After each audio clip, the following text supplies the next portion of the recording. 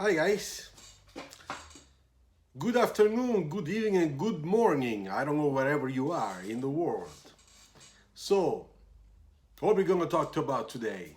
There is somebody that said, "Hey, Mr. Luciano Bove, what is the difference between big design studios and design suppliers?" Which means those companies that, of course, they are smaller than big automobile company, but they basically do the same thing. They do design, development, engineering, prototyping, everything. Of course, there are differences. But first of all, let's understand why big design studios that have lots of people working on design and engineering and R&D have to go and ask help, of course paying, because that's giving a project to a supplier, or part of a job to a supplier, part of a project to a supplier. So let's try to understand why this is happening. And the good thing is that when it happens, of course, the big supplier that will help the big company or design studio to develop a design or a project or a research, okay, with engineering and other people.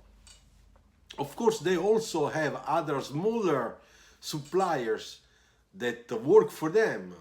Sometimes there are people that are specialized only in fiberglass, or people that are specialized only in woodwork, or specialized, I don't know, in electronics. Therefore, you understand that the big company gives a part of its projects to a smaller company that does more or less the same thing. And this company also has other smaller companies that are very much specialized in particular type of services, okay? Always into the domain of design or manufacturing. Or when you are a smaller design company that does design services, you have lots of other clients. You are not married only with one client, but you can have several clients, as long as you are able to ensure confidentiality between clients. Of course, then in that case you can do that. So for example, I work in a big company, okay, because Renault is it's a global company, and we have many designers, managers, and studios, beautiful stuff. We are not missing anything. Believe me, we have everything. So we are working, of course, and we work daily on many projects. And because we are a global company with different brands, sometimes we do more than what we should, because we have other projects that come in, okay? And then we have also the R&D, research and development. So we make running prototypes, we design to sell new technology to the top management, to sell a new idea, a new architecture, or whatever that can influence the future car of that brand. Then we have also concept car and show car for the show car business, which is very important for marketing, press, communication about the brand, the company, etc. In France, we also work for those brands. So basically, you can imagine between restylings, special editions, new projects, R&D projects, show car business, and everything else, and all the brands, we have a huge amount of products to make, projects to make. And of course, as you know, every project has its own planning, budget, people. So even if we have a lot of designers that are very talented, lots of managers and stuff, so it's a machine that is working really well together, we still cannot afford to do every single thing in-house. Therefore, big companies that work for, smaller companies that work for the big company, automobile company, are very, very useful. And we, within the years, we install a sort of trustful, engaging relationship, professional relationship. So we know that with that supplier, we'll have the best concept car, show cars. We have 3-4 suppliers that we know they are very good in doing concept car or running prototyping. You know, they're very well concentrated in that type of expertise. And then we have others that are very good in doing things that have to go to production. So they can be a very good help, you know, in terms of sketching, sometimes with us, ideation, but most of all in making the A-class models, virtual models, the engineering, technical analysis, cost estimation. So they are a very good, important leg, okay, of this big body, huge body that is the big automobile company. The person that asked me, can you explain and tell me whether it's interesting or not to go and working for those company, it's a very intelligent question, because a lot of people, when they are in school, I did too, they think, I want to go to BMW, I want to go to Volkswagen, I want to go, I don't know, Fiat, FCA, I want to go to Renault Group, I want to go to Geely in China, I don't know, whatever.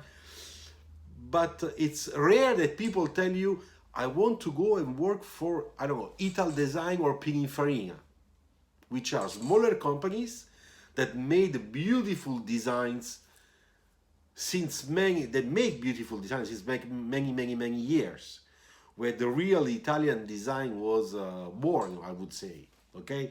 The coach builders, okay?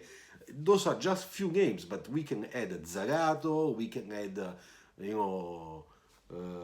Idea Institute, we can add a lot of other Torino Cray, I don't know, there are some new brands coming out also, Lancio Design in Torino.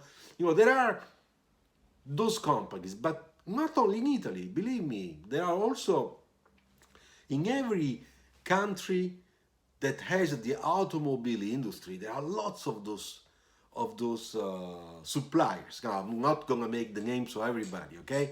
But just here in France, for example, we have 6, 7 that we know we can ask, you know, when we have to start make offers to see who will win then the possibility to work on a given project.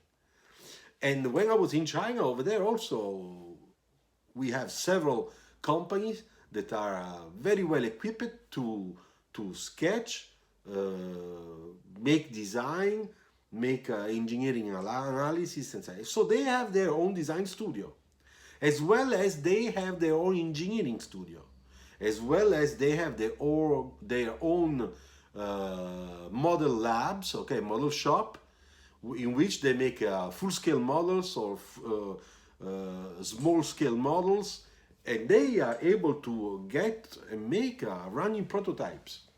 Okay, they can transform an existing car and make it look completely different. So how is it to work for those companies? Well, you know, there is the big difference, in my opinion, is that in the big company like the big BMW or Renault, where I work, we have a strong, established company philosophy. How can I say? We have a contract that is a very good contract, because when I say a very good contract, I don't mean money. I mean a very good contract in terms of security, okay? A secure contract, because it's, of course, it's a huge company. There is the government that looks what type of contract you apply to thousands and thousands of people. So it's damn serious, okay? So when you go and work in those companies, like when I was in Fiat, you have a solid contract. Now, this does not mean that you can be laid off, because if there is a very bad faults, everybody risks the job. But what I want to say is that you have a sort of a protection, that you go to work and the day after nobody will tell you, you know what, today don't come anymore, stuff like that, you know. Okay, this is Europe. Okay, I'm talking about Europe. But in China also was my experience in China is the same, more or less the same. In India also the same thing. So basically you have this. Then when you go to the smaller company, it's not the same. I think in some cases, I'm not sure, but in some cases it's not the same contract. I remember in the past sometimes okay, I got some offers and they were saying, we will give you a contract that we use for marketing people. But I'm a designer. Yeah, but that one is good, you see. Or people that work in business, like commerce, you know. It's slightly different. It's not. I'm not doing commerce. I'm doing design, and design in those big companies is associated to the engineering world. You know, it's engineering design. Then our part is recognized with the creativity part. Therefore, there is a little extra. But basically, we are under the hat, protective hat of that type of national contract. This is in Italy, this is in Europe, okay, and many other countries. So when you go in a smaller company, it's a little different because the organization is different. You know, huge company, you have the unions, you know all those categories that are there to protect the workers, and of course this makes the machine very big and a little bit complex, but also more safer on certain aspects connected to the work, you know, the work life. Then in the smaller company, all this part is a little bit different. It's smaller, in some cases it's not that stronger. So I would say that if we start making a parallel between the two situations, I would say that the big company, if you have the luck to get into a big company, you start with probably a safer working conditions, generally, working condition, in terms of insurance, health, you know, security of being paid at the end of the month and stuff like that.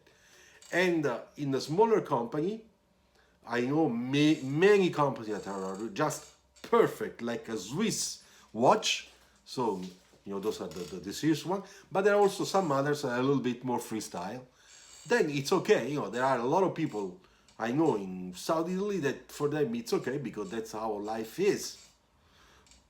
And therefore they accept, and then it's fine. It's also a relationship between their boss or their company, small company, and them. It's also a trustful relationship that is between those two entities. So this is about the organization. You go in and you sign a contract. Okay. So the first question is, what contract do I sign? I know what contract I have to sign in the big, huge company, which is metallurgic contract. Okay, it's associated with everything. It's done within the big industry, metal industry, and automobile industry. It's part of the metal industry. Okay, so in France it's called metal industry. In Italy it's another name, but it is very similar. And the contracts, when I see the constitution of the contracts, because I remember what I signed in Fiat and what I signed here, they are basically the same. So the rules are very similar.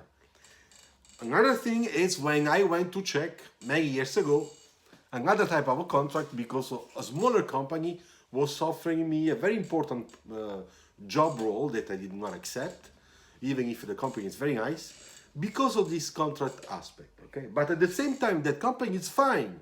It's just me that I did not trust. I did not felt safe enough or secure to sleep tranquil. Okay, maybe I was just how can I say, exaggerating, because after so many years the company is always there, the people work there are fine, they're very happy. So you know, it's very subjective. But what happens about if we take off this part, okay? And let's come a step down and we talk about our business, design. So how is designing a big company and how it is to make designing a smaller company, a company that makes services.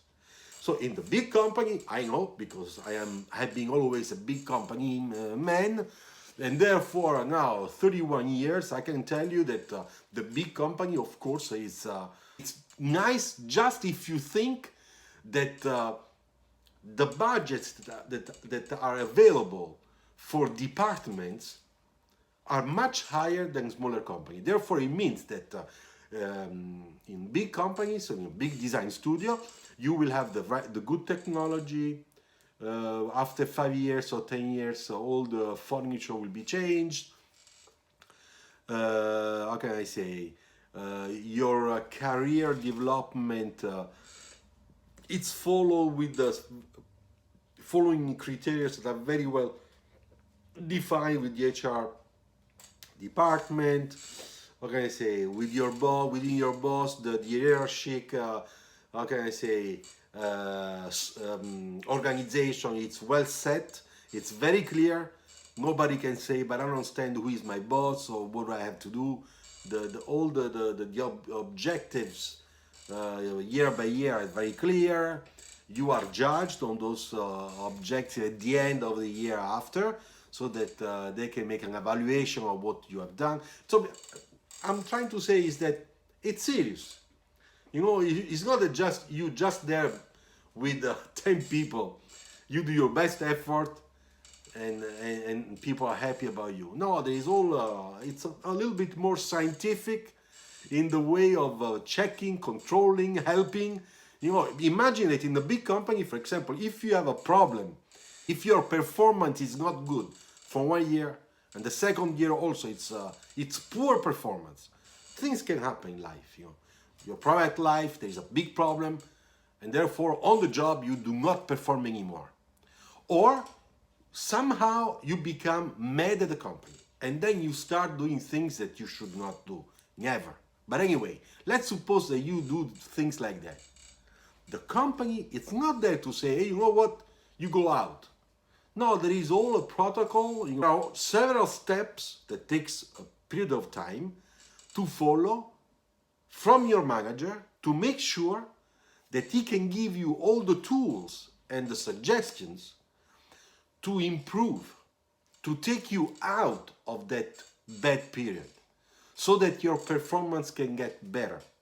And this is very human. It's very bureaucratic in a way, because there are rules that says step 1 you will do that to your designer. If he doesn't respond or she doesn't respond, you go to step 2. In an increasing type of tools that the manager can use in order before we get to the clash. And if we get to the clash, okay, at the end we tried everything, but you have to leave the company. But you don't leave the company from one day to another, unless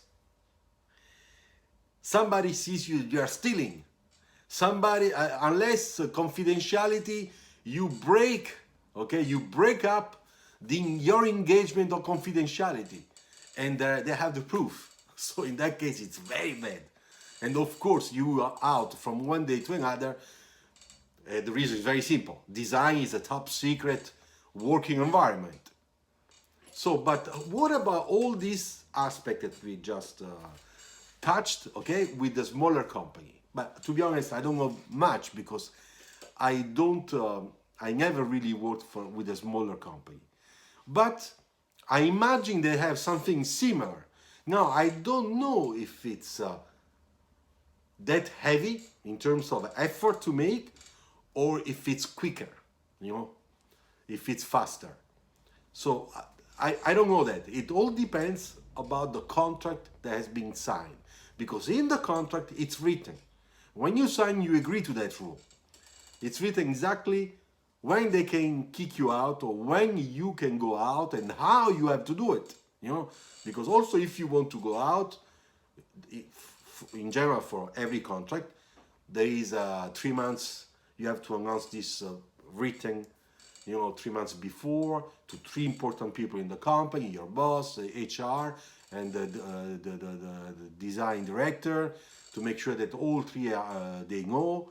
Just in case they want to keep you, they have to study a sort of strategy so that they have to find something to convince you not to go away. And if they don't want, they will then the HR department will call you to say, okay, we got your letter, so this is the last day you will be paid, your last day of work, wish you the best for the future. And if it's, and because it is a top secret environment, as we said, most of the times when you announce you go out, the day after they ask you not to go to work, because they want to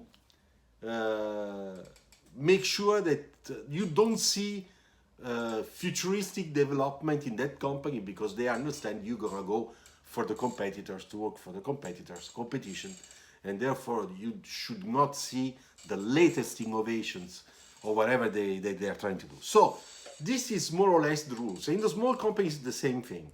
It's less stronger. You want to go to another one, it's much easier. But if you're working in a big company, you gotta be very careful about how that contract allows you to go out of that company, which are the rules to respect. And of course, you have to respect those rules in your own interest. Okay, so, but what is now the point of saying, you know what, I am a designer in a smaller company, not the big one, and I'm happy. So I imagine that the person that asked me the question, the difference between the two worlds, was to understand whether it's good or bad to go and work eventually for a smaller company. But I tell you right away, it's not bad at all. They have design studios, they have design managers, they do lots of different projects. In the big company, you have projects on one brand. And usually, if you work on LCV, like in my case, since 2 years, I only do LCV. And other friends of mine, colleagues, they work only on small cars. And some others, they work only on prototypes or R&D. When you are in a smaller company, you don't have such a big design studios. You have a design studio. And therefore, all the clients you have, which are very different one from each other, bring completely different projects. So there is a big variety of projects. You can have a small industrial vehicle for, I don't know, farmers, and then you have the big sedan to do, or you have a boat, or you have an industrial design, or they ask you to make just some alias work. So there is a big variety, and this is very beautiful, because you never get annoyed. If you have passion for design in general, industrial design, car design, that's like a paradise, because almost every day you'll be confronted with different things to do, and each project requires a different type of approach.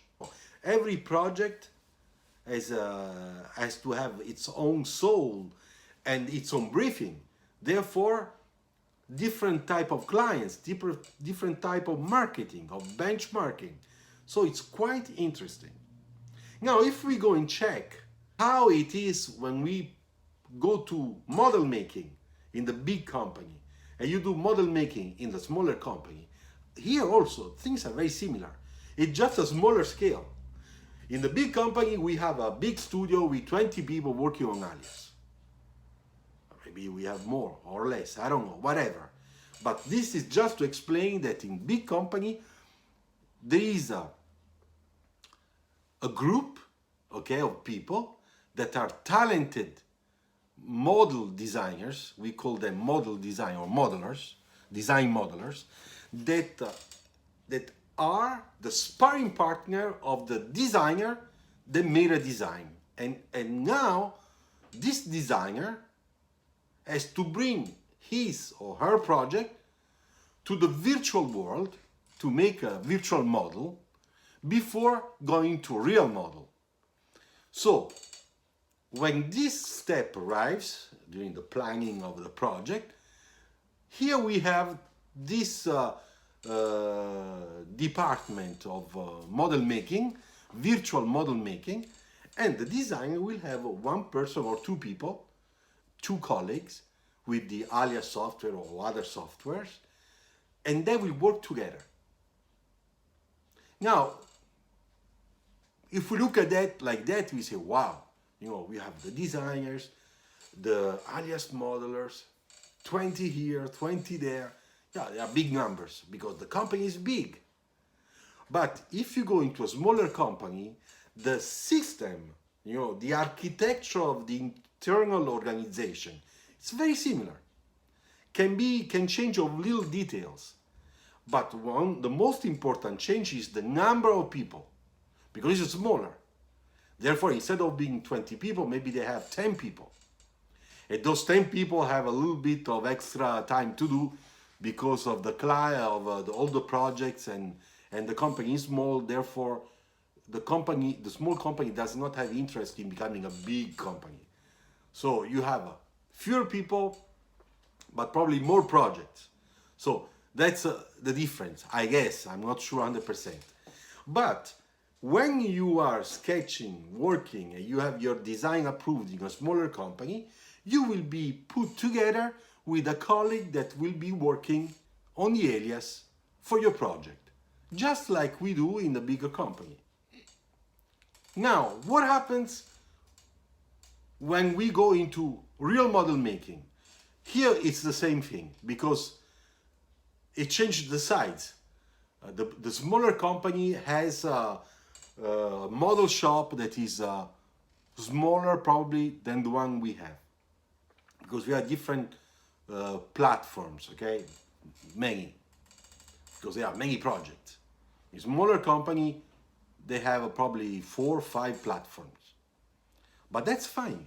They have their good modelers, clay modelers, foam modelers, resin modelers, spray booth to paint. They have everything, so they can do a really fantastic job.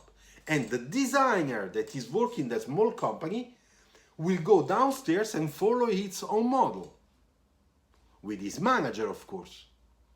So as you can see, it's a reproduction of what we do also in the big company. And that's why for us it's not difficult to work with those companies as suppliers, because we share the same process, a very similar design process. We might prefer a different software compared to other companies, because maybe we can afford all to have alias, and some other company go on to use another software on computer because it's a little bit cheaper. The contract costs less money, and I understand. Smaller company, they must be careful with the expenses. The difference would be there, but the way we work together, the way we develop a design process planning, the way we move on the work in progress on the projects, and the way we interact with people in the big company is very similar to what happens in the small company. Now, what is the quality, the quality that we can have in a smaller company compared to a bigger company? I would say that if you are in a serious company, like the one, for example, I know, and sometimes I worked with as bringing part of my projects in their facilities, everybody's happy. The good thing is that in the smaller company there is more the family feeling. If you stay there a few years, and not just 1 or 2 years and then go away, but you really get good interaction with your colleagues, and you grow together, because it's smaller, with the big boss and the managers, you can have more that feeling of family, which is very nice because it's more human. And this sometimes helps also to make extra efforts, like, I don't know, on Saturday we work Saturday, or we work Friday very late. In the big company, it's a little bit colder. It's normal. It's the law of the big numbers, you know. Big surface, a lot of people. And of course, you cannot be human and family-like and reassuring like, with everybody in such a big company that is done of more than 125,000 people all over the world. It's different. So this is an advantage in the small company. There is a sort of natural rule that says that in a design class that gets to graduation and that graduates, there will be probably 18 people or 15 people. Of those 15 people, 5 people will get the job in the big company. Those are 5 talents, and I'm sure that within 4 or 5 months, they're already with their luggage, ready to start in Germany, in China, in America, in Europe, whatever. Then you have other 5, 6, 7, 8 people that cannot go into the big company, but they will go into those companies that are a little bit smaller. And not everybody will be designer. The majority will be creative designer. But the others, they will be probably working on alias as design modelers. Others will be working in film, image, picture, virtual scenarios, everything that is around, you know, marketing and research and communication design. Others will work even as the clay modelers, because a lot of schools teach clay modeling, and clay modelers are very important. There are not too many. Therefore, when there is an opening, the clay modelers are always, you know, they always find a job, just like the alias modelers. So you understand that 5 people in the company, 7 people, smaller company, we already have 12 people. We are missing 3 people. Of those 3 people, probably 2 will become freelancers, and then we start building their own small company, their own small firm, okay? And some after 10 years are making really huge, nice business, very good business. I know some.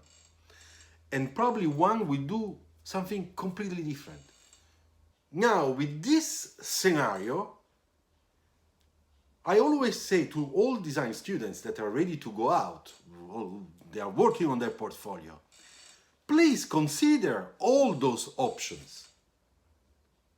Don't be naive and saying, if it's not Lamborghini, then my dream, it's fucked up. No. Okay?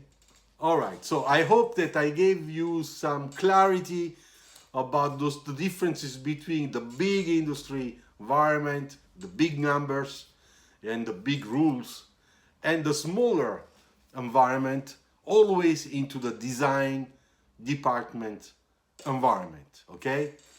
And what I say, of course, is according to my experience.